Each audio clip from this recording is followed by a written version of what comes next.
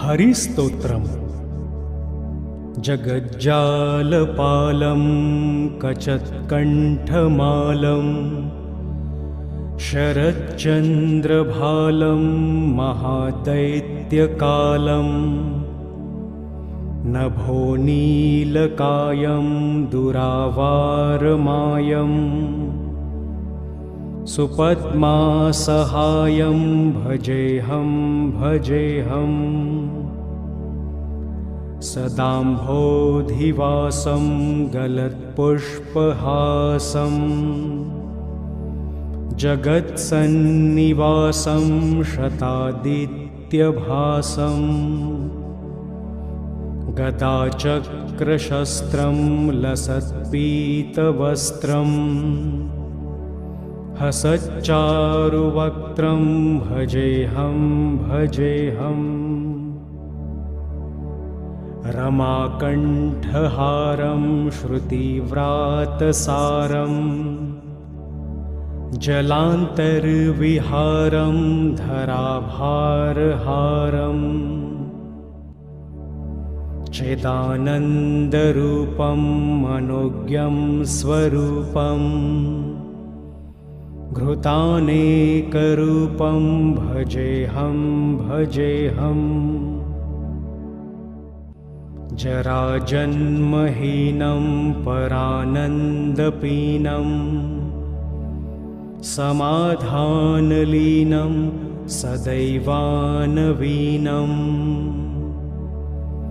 जगज्जन्महेतुं सुरानीककेतुं त्रिलोकेकसेतुं भजेऽहं भजेऽहम्। कृतान्मानगानं खगाधीशयानं विमुक्तेर्निदानं हरारातिमानं स्वभक्तानुकूलं जगद्वृक्षमूलं निरस्तार्तशूलं भजेऽहं भजेऽहम्। समस्तामरेशं द्विरेफाभकेशं जगद्बिम्बलेशं हृदाकाशदेशं सदा दिव्यदेहं विमुक्ताखिलेहं सुवैकुण्ठगेहं भजेऽहं भजेऽहम्। सुरालीम्बलिष्ठं त्रिलोकीवरिष्ठं गुरूणां गरिष्ठं स्वरूपैकनिष्ठं सदा युद्धधीरं महावीरवीरं महाम्भोधितीरं भजेऽहं भजेऽहम्। रमावामभागं तलानग्रनागं कृताधीनयागं गतारागरागं मुनैन्द्रैः सुमितं सुरैः सम्परीतं गुणौधैर्गीतं भजेऽहं भजेऽहम्। फलश्रुति इदं यस्तु नित्यं समाधाय चित्तं पठेदष्टकं कण्ठहारं मुरारे स विष्णोर्विशोकं ध्रुवं याति लोकं जराजन्मशोकं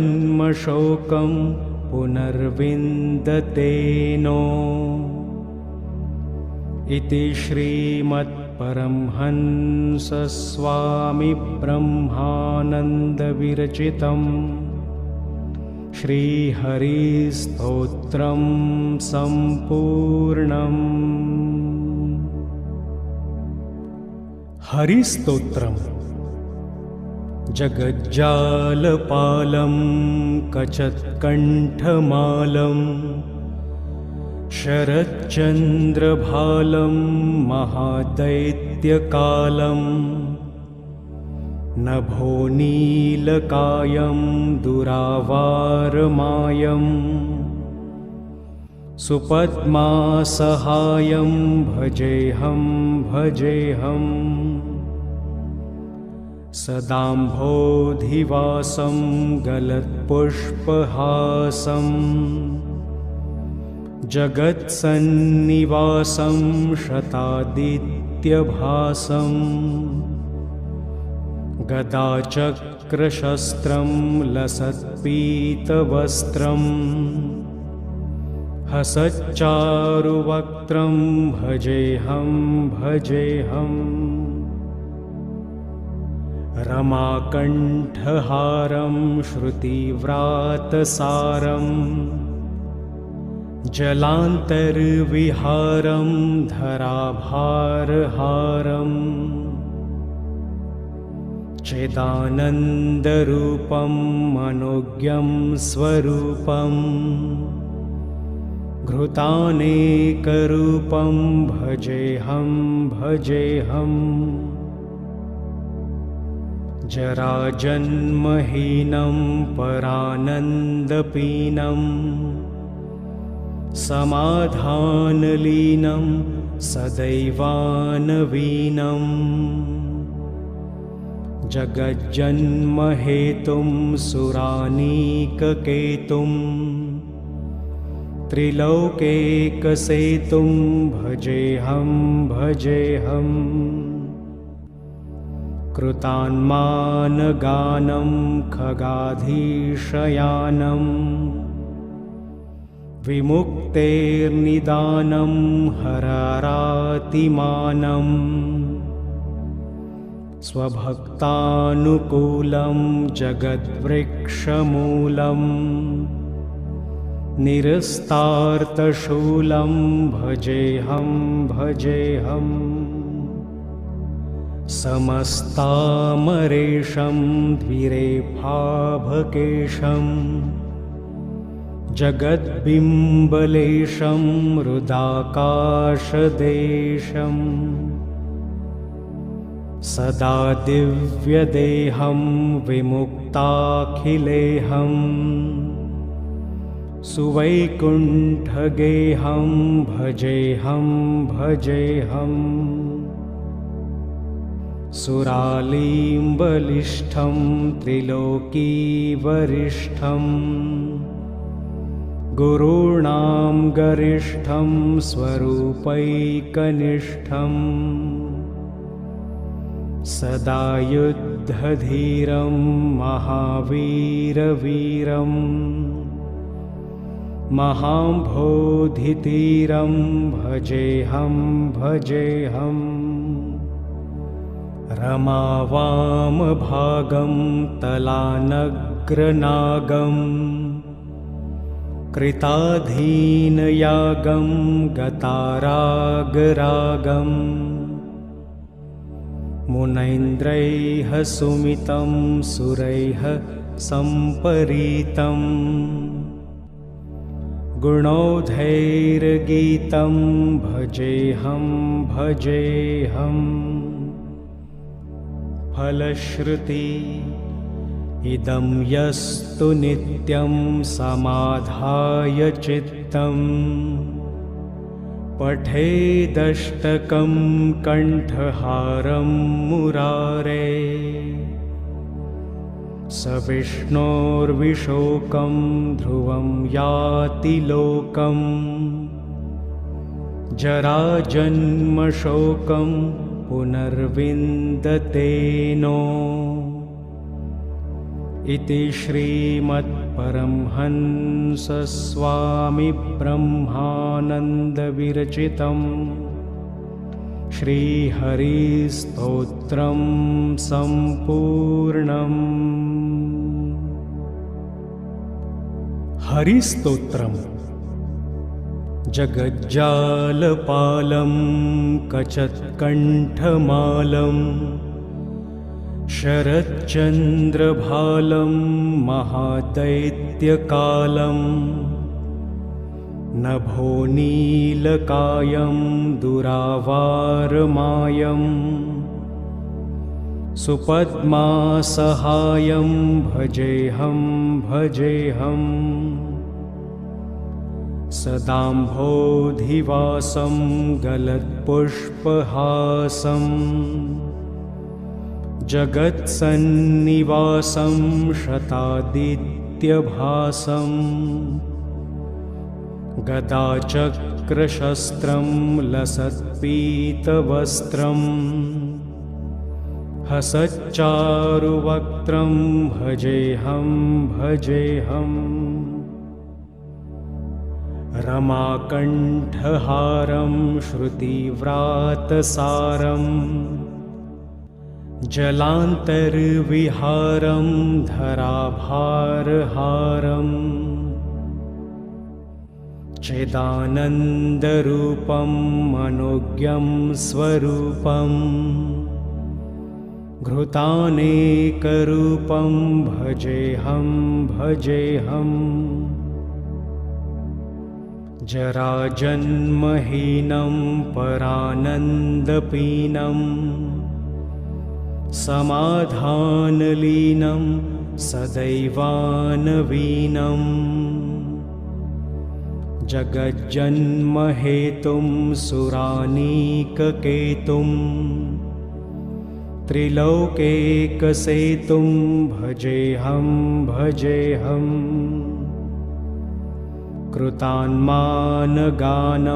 खगाधीशयानं विमुक्तेर्निदानं हरारातिमानं स्वभक्तानुकूलं जगद्वृक्षमूलं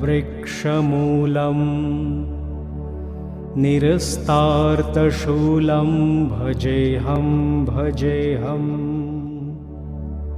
समस्तामरेशं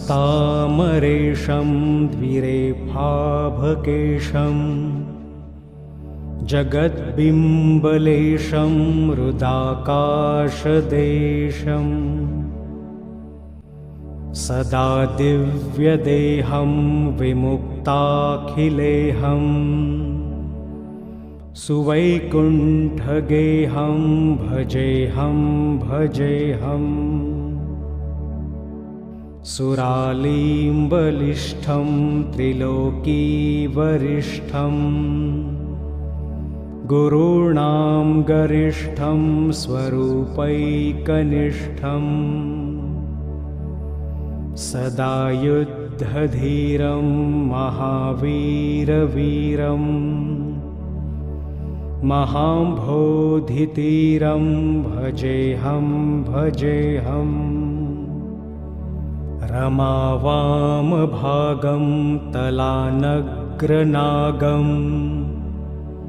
कृताधीनयागं गतारागरागं मुनैन्द्रैः सुमितं सुरैः सम्परीतं गुणौधैर्गीतं भजेऽहं भजेऽहम् फलश्रुति इदं यस्तु नित्यं समाधाय चित्तं पठेदष्टकं कण्ठहारं मुरारे स विष्णोर्विशोकं ध्रुवं याति लोकं जराजन्मशोकं पुनर्विन्दतेनो इति श्रीमद्परमहंसस्वामिब्रह्मानन्दविरचितं श्रीहरिस्तोत्रं सम्पूर्णम्। हरिस्तोत्रम् जगज्जालपालं कचत्कण्ठमालं शरच्चन्द्रभालं महादैत्यकालं नभो नीलकायं दुरावारमायं सुपद्मासहायं भजेऽहं भजेऽहम् सदाम्भोधिवासं गलत्पुष्पहासं जगत्सन्निवासं शतादित्यभासं गदाचक्रशस्त्रं लसत्पीतवस्त्रं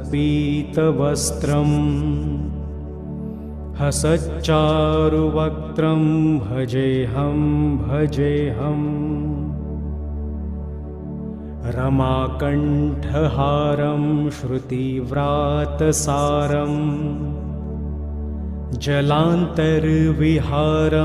धराभारहारं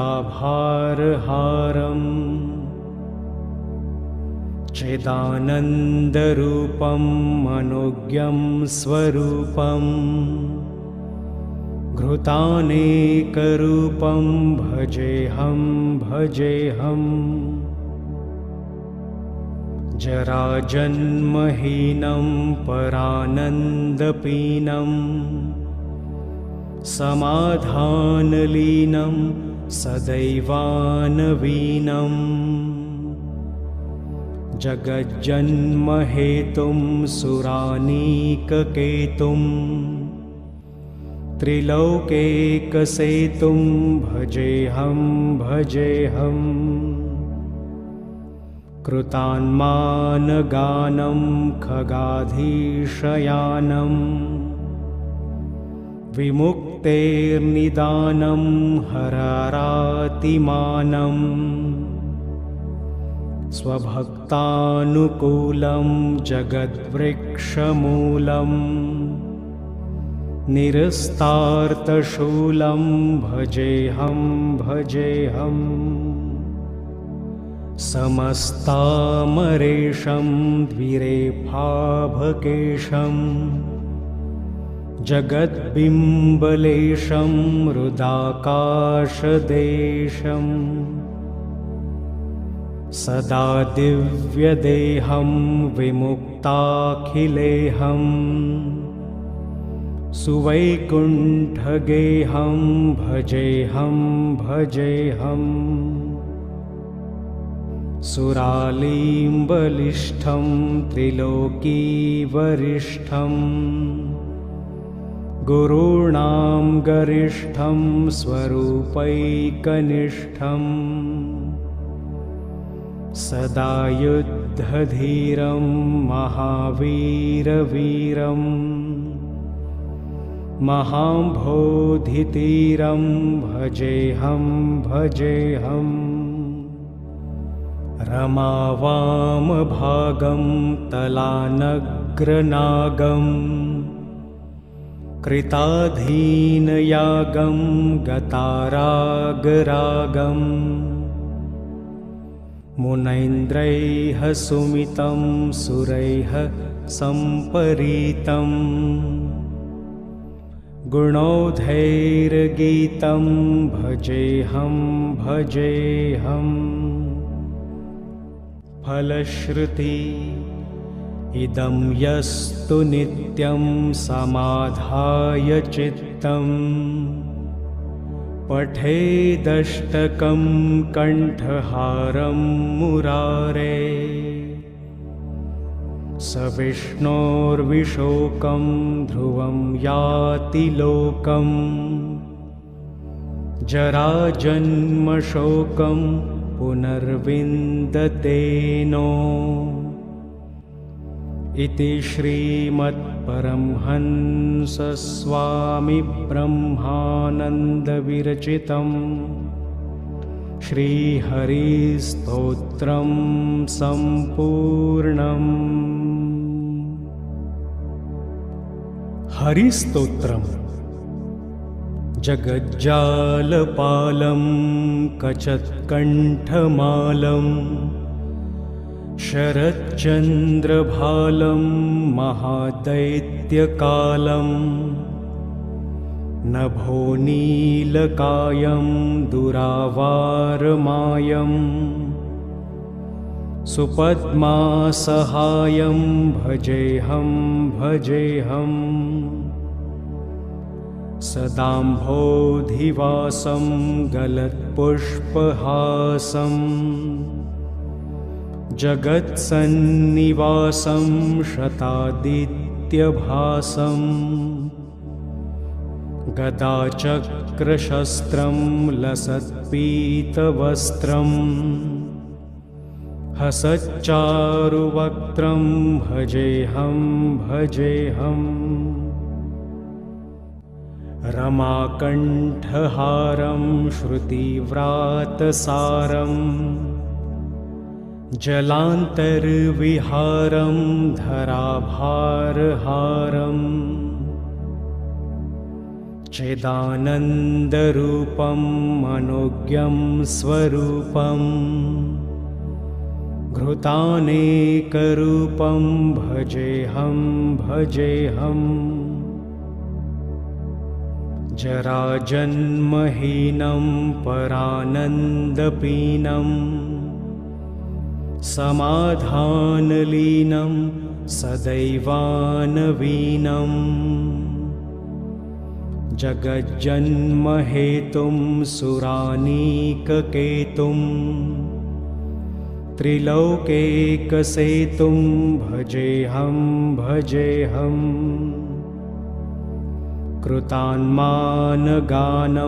खगाधीशयानं विमुक्तेर्निदानं हरारातिमानं स्वभक्तानुकूलं जगद्वृक्षमूलं निरस्तार्तशूलं भजेऽहं भजेऽहम् समस्तामरेशं द्विरेफाभकेशं जगद्बिम्बलेशं हृदाकाशदेशं सदा दिव्यदेहं विमुक्ताखिलेहं सुवैकुण्ठगेहं भजेऽहं भजेऽहम् सुरालीम्बलिष्ठं त्रिलोकीवरिष्ठं गुरूणां गरिष्ठं स्वरूपैकनिष्ठं सदा युद्धधीरं महावीरवीरं महाम्भोधितीरं भजेऽहं भजेऽहम् रमावामभागं तलानग्रनागं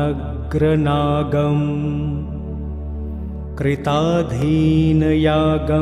गतारागरागं मुनैन्द्रैः सुमितं सुरैः सम्परीतं गुणौधैर्गीतं भजेऽहं भजेऽहम् फलश्रुति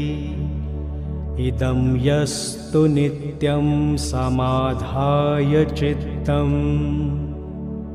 पठेदष्टकं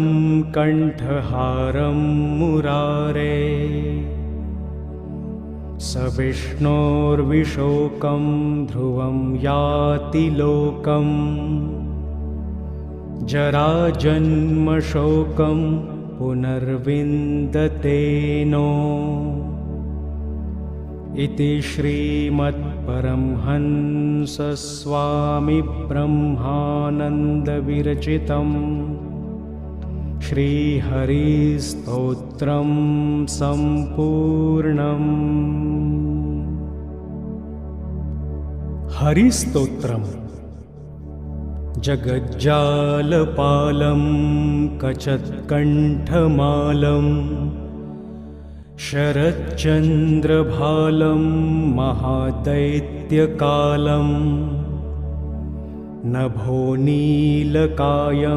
दुरावारमायं सुपद्मासहायं भजेऽहं भजेऽहम् सदाम्भोधिवासं गलत्पुष्पहासं जगत्सन्निवासं शतादित्यभासं गदाचक्रशस्त्रं लसत्पीतवस्त्रं हसच्चारुवक्त्रं भजेऽहं भजेऽहम् रमाकण्ठहारं श्रुतिव्रातसारं जलान्तर्विहारं धराभारहारम् चिदानन्दरूपं मनोज्ञं स्वरूपं घृतानेकरूपं भजेऽहं भजेऽहम् जराजन्महीनं परानन्दपीनं समाधानलीनं सदैवानवीनं जगज्जन्महेतुं सुरानीककेतुं त्रिलोकेकसेतुं भजेऽहं भजेऽहम् कृतान्मानगानं खगाधीशयानं विमुक्तेर्निदानं हरारातिमानं स्वभक्तानुकूलं जगद्वृक्षमूलं निरस्तार्तशूलं भजेऽहं भजेऽहम् समस्तामरेशं द्विरेफाभकेशं जगद्बिम्बलेशं हृदाकाशदेशं सदा दिव्यदेहं विमुक्ताखिलेहं सुवैकुण्ठगेहं भजेऽहं भजेऽहम् सुरालीम्बलिष्ठं त्रिलोकीवरिष्ठं गुरूणां गरिष्ठं स्वरूपैकनिष्ठं सदा युद्धधीरं महावीरवीरं महाम्भोधितीरं भजेऽहं भजेऽहम् रमावामभागं तलानग्रनागं कृताधीनयागं गतारागरागं मुनैन्द्रैः सुमितं सुरैः सम्परीतं गुणौधैर्गीतं भजेऽहं भजेऽहम् फलश्रुति इदं यस्तु नित्यं समाधाय चित्तं पठेदष्टकं कण्ठहारं मुरारे स विष्णोर्विशोकं ध्रुवं याति लोकम् जराजन्मशोकं पुनर्विन्दतेनो इति श्रीमत्परमहंसस्वामिब्रह्मानन्दविरचितं श्रीहरिस्तोत्रं सम्पूर्णम्। हरिस्तोत्रम् जगज्जालपालं कचत्कण्ठमालं शरच्चन्द्रभालं महादैत्यकालं नभोनीलकायं दुरावारमायं सुपद्मासहायं भजेऽहं भजेऽहम् सदाम्भोधिवासं गलत्पुष्पहासं जगत्सन्निवासं शतादित्यभासं गदाचक्रशस्त्रं लसत्पीतवस्त्रम् हसच्चारुवक्त्रं भजेऽहं भजेऽहम् रमाकण्ठहारं श्रुतिव्रातसारम् जलान्तर्विहारं धराभारहारम् चिदानन्दरूपं मनोज्ञं स्वरूपम् घृतानेकरूपं भजेऽहं भजेऽहम् जराजन्महीनं परानन्दपीनं समाधानलीनं सदैवानवीनं जगज्जन्महेतुं सुरानीककेतुं त्रिलोकेकसेतुं भजेऽहं भजेऽहम् कृतान्मानगानं खगाधीशयानं विमुक्तेर्निदानं हरारातिमानं स्वभक्तानुकूलं जगद्वृक्षमूलम् निरस्तार्तशूलं भजेऽहं भजेऽहम् समस्तामरेशं द्विरेफाभकेशं जगद्बिम्बलेशं हृदाकाशदेशम् सदा दिव्यदेहं विमुक्ताखिलेहम् सुवैकुण्ठगेहं भजेऽहं भजेऽहम् सुरालीम्बलिष्ठं त्रिलोकीवरिष्ठं गुरूणां गरिष्ठं स्वरूपैकनिष्ठं सदा युद्धधीरं महावीरवीरम् महाम्भोधितीरं भजेऽहं भजेऽहम् रमावामभागं तलानग्रनागं कृताधीनयागं गतारागरागं मुनैन्द्रैः सुमितं सुरैः सम्परीतम् गुणौधैर्गीतं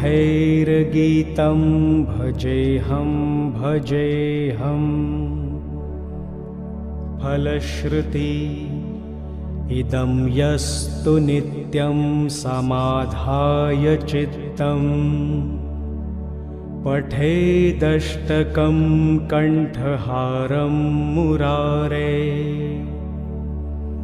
स विष्णोर्विशोकं ध्रुवं याति लोकं जराजन्मशोकं पुनर्विन्दतेनो इति श्रीमत्परमहंसस्वामिब्रह्मानन्दविरचितं श्रीहरिस्तोत्रं सम्पूर्णम्।